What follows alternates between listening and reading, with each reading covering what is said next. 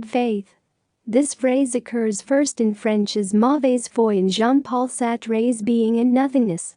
Developing his concept of being in response to Heideggerian and Husserlian notions of consciousness and being, and considering ideas of human freedom, Sartre applies the term to the appropriation of a false notion of selfhood on the part of human consciousness. For him, bad faith is not a condition imposed on consciousness by the world, but a willingness on the part of the individual to accept conditions of existence in the face of what, for Sartre, is clearly faulty or in error.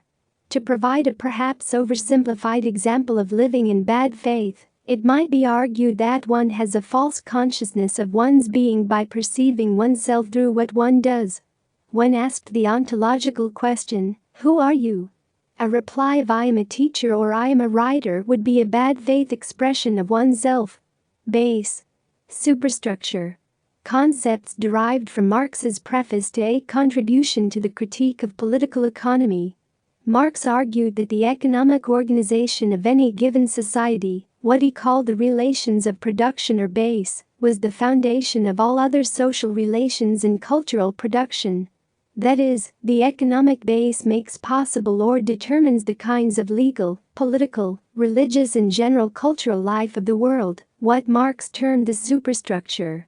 The relationship between base and superstructure has variously been understood as absolutely determining, the base is like the foundations for a superstructure like a house, or as mutually dependent, with the base acting like railway tracks, and the superstructure as rolling stock. An early Marxist models the relationship between base and superstructure as seen as static, the latter being supposedly a reflection of the former. This model is replaced by a more mobile understanding premised on mediation. Becoming. In the context of modern literary theory, being is both spatial and temporal, perceived as an event implying relationship to others, and as a process of continuity or becoming. The concept of becoming is articulated in the work of Gilles Deleuze and Félix Guattari, in relation to the economics and flow of desire. Because the flow of desire precedes the subject, such flow is neither restricted to nor defined in relation to the psyche of the individual. Traversing subjectivity, flows open onto potential becomings. Because the notion of becoming is indicative in the work of Deleuze and Guattari of an oceanic radical destabilization of discrete or finite meaning or identity, it cannot be thought as merely being a liberatory transformation which, once achieved, comes to rest in an alternative identity. Such transformation would merely reside within a general process of economic exchange. Indeed, it is because of the radically utopian conceptualization of becoming as resistant to the very idea of meaning or identity that it becomes problematic in the extreme to provide a definition. Deleuze and Guattari describe a series of different becomings. Becoming animal, becoming woman, becoming imperceptible, becoming minoritarian, becoming other, all of which are examples of the multiplicity of flows termed desiring machines. None of these implies a conscious imitation or identification, but, in the words of Tamsin Lorraine, becomings are encounters that engage the subject at the limits of corporeal and conceptual logics already formed, and so bringing on the destabilization of conscious awareness that forces the subject to a genuinely creative response. Becoming is thus for Deleuze and Guattari absolute deterritorializations. To become animal, they write, to take one example of the envisioning of becoming, is to participate in movement, to stake out a path of escape in all its positivity, to cross a threshold, to reach a continuum of intensities that are valuable only in themselves, to find a world of pure intensities where all forms come undone, as do all the significations, signifiers and signifieds, to the benefit of an unformed matter of deterritorialized flux, of non-signifying signs. Being. In philosophical discourse, the term is applicable to all objects of sense or thought, material or immaterial. In continental philosophy, aspects of being are distinguished in the following ways. 1. As being for itself, which names conscious being or being as actuality. 2. Being in itself, this phrase identifying being either which lacks conscious awareness or which otherwise determines being as mere potentiality. 3. Being itself, which determines the idea of pure being, regarded as infinite and uncharacterizable, also usually signified as being, for, being with, which names human existence as part of a shared community of beings.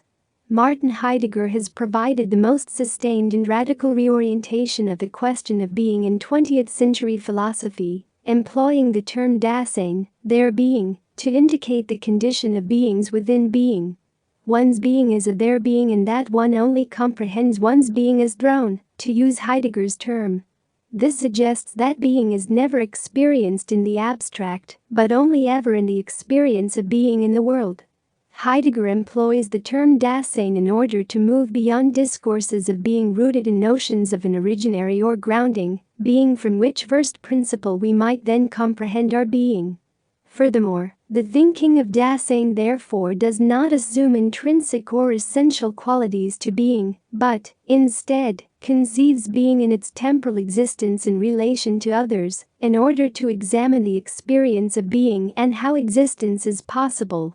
Dasein is thus not the expression of a self-reflexive entity reflecting on the world, but is always already immersed in the world, our existence determined through specific historical and cultural locations. Belles-lettres. French, originally a parallel term to beaux-arts, fine arts, signifying literary studies, the term has now come to be used vaguely and occasionally derisively in referring to the lighter aspects of literary study. Bildungsroman. From the German, meaning education building novel, Roman, a novel that traces the formative years and spiritual education of its principal protagonist. David Copperfield or Great Expectations could be considered English variations on the German model. Binary opposition. Any pair of terms which appear diametrically opposed, therefore. Good-evil, day-night, man-woman, center-margin. First considered by Aristotle in his Poetics, and subsequently given attention much later among structuralist and post-structuralist thinkers.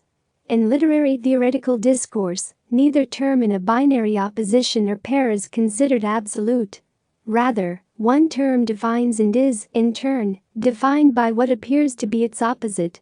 As the work of Jacques Derrida shows, any pair of terms, far from maintaining their absolute semantic value, slide endlessly along a semantic chain, the one into the other through the effect of difference. Also, Derrida makes clear how the apparent equivalence of terms is not in fact true.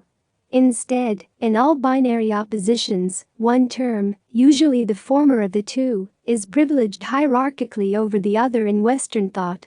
Black-white. The terms refer to the racial binaries that continue to have an impact on the course of Western culture, particularly in terms of identity politics and regarding existing ethnic biases and prejudice. Blaxploitation. Terms signifying action films made mostly in the 1970s, in which African Americans are principally portrayed as violent, criminal, and sexualized in unrealistic and exploitative, degrading ways. Bourgeois. French for middle class. By extension, it has come to mean a set of conventional attitudes which tend to support a conservative status quo. Bourgeois individualism. A key term in Ian Watt's proto-Marxist study The Rise of the Novel, used to define one of the conditions for the novel's appearance. The bourgeois individual exhibited a new kind of middle-class consciousness, a new sensibility in relation to his or her relations with God, other people generally and servants in particular, and the market, consisting primarily in a view that the individual is significant in his or her own right, rather than having his or her significance subsumed by the general needs of society. Bricoleur, a person, especially an artist, who engages in bricolage. A person who constructs bricolages using whatever materials are available. Bricolage. French term, the equivalent of do-it-yourself. It came into use in structuralist criticism in the early 1960s, in the work of Claude Lévi-Strauss. Works of art or literature to which the term is applied or understood as being constructed from a diverse range of materials, objects, or intertextual sources. Otherwise, the term refers to the act of construction.